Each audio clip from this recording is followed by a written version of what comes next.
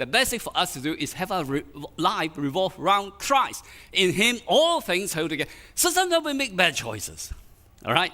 But how many of us know God can recover? And you see that in Eve, how Abel did, but still speaks through his testimony. And we see how through Seth, another son, God reminded Eve, hey, you got your own appointment. You got your own destiny. And also we got losses because of bad choices we make. And we can see in the story of David in the city of Ziklag. What happened, the context? Let me tell you a bit of the story, the context, all right? He was running away from King Saul. He made a bad choice. Ended up in enemy territory.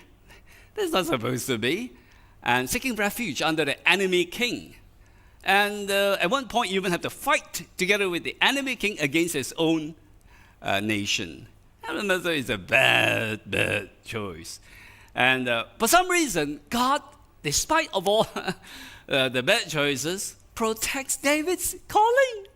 That's amazing. He calls the enemy king not to trust him, send him back.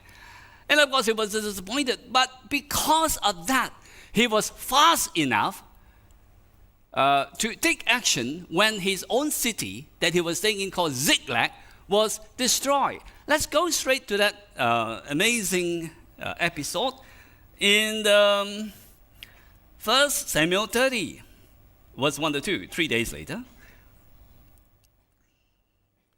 1 Samuel 30, verse 1. 3 days later, when David and his men arrived at their town of Ziklag, they found that the Amalekites had made a raid into the Negev and Ziklag. They had crushed Ziklag and burned it to the ground.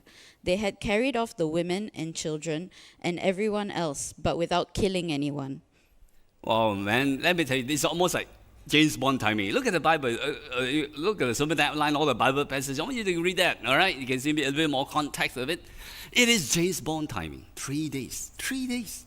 3 days. If the fourth day, some of the women would have been raped, some of the kids would have died, and things like that. But 3 days, God protected, and David was able to take action. How many of us know, despite of that, even though he might have felt rejected, why I come and seek refuge and need help, and this king, the enemy king, rejected me and want me to go back, and he could have felt all the disappointment. Maybe some of you going through disappointing situation. You felt qualified, but was unfairly passed for promotion. Maybe you're disappointed that you're rejected by your friends, colleagues. Maybe you lost your business, lost a client, lost a loved one. And you know what? When David heard the city that he was staying was burned to the ground, women are gone, children are gone, animals, all the stocks are gone. Look at what happened. Verse 3 of 1 Samuel 30. When David and his men saw the ruins and realized what had happened to their families, they wept until they could weep no more. David was now in great danger because all his men were very bitter about losing their sons and daughters, and they began to talk of stoning him. The Bible tells us that David and the man were weeping until they could have no more tears. Somebody gone through a situation like that. Maybe not as dramatic, but just as bad. And healing is very important, all right? Don't get stuck in the setbacks, the disappointment.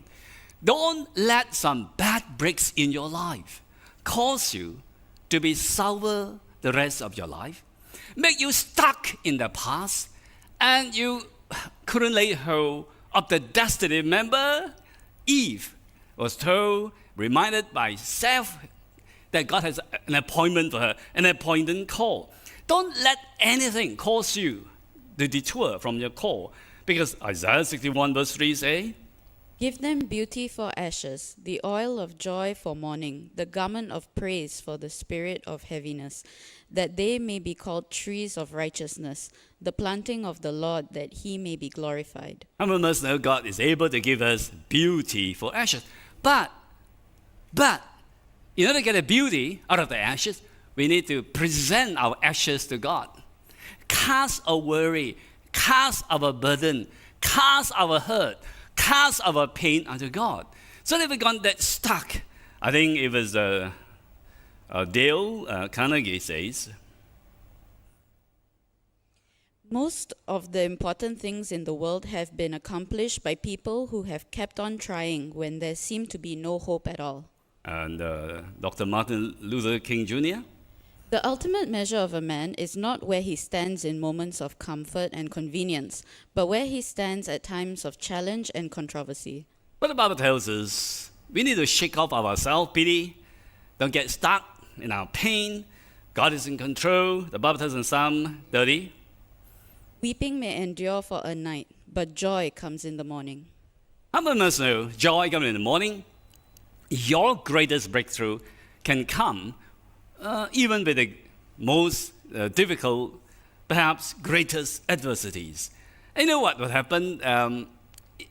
If David was stuck in hurt, bitterness, and being sour, he would have missed the desert because within 48 hours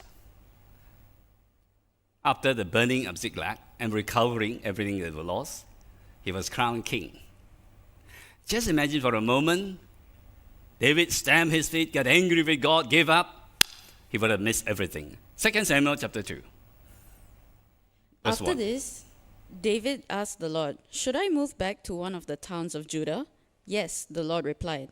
Then the men of Judah came to David and crowned him king over the people of Judah. Wow, what is the key? Well, it's right here. David sought the Lord. All right, how many of us know that God has a solution for your problem before even your problem arises? God is not surprised when you face difficulty. Don't tell God as if God didn't know the difficulty that you have. He's not surprised. You just come to Him. You see that He's already got the solution for you.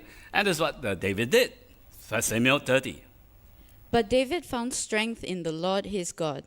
Then he said to Abiathar the priest, "Bring me the ephod." So Abiathar brought it. Then David asked the Lord, "Should I chase after this band of raiders? Will I catch them?" Wow, how many of us know David sought the Lord, comforted himself in the Lord, and God gave him the solution. One of the most powerful ways is praying in the Holy Spirit. We can see that in Romans chapter 8, and it's praying the perfect prayer.